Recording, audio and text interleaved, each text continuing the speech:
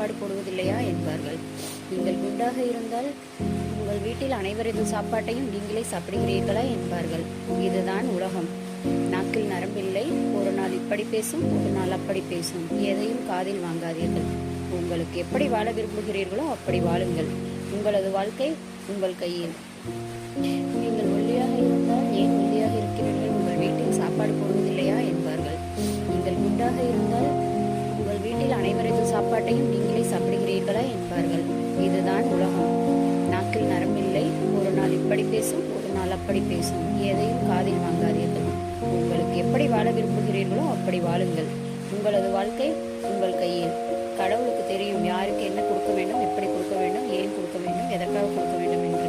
நிம்மதியாக வாழுங்கள். நன்றாக வாழுங்கள். வாழ்க்கை அழகானது. ரசித்து வாழுங்கள்.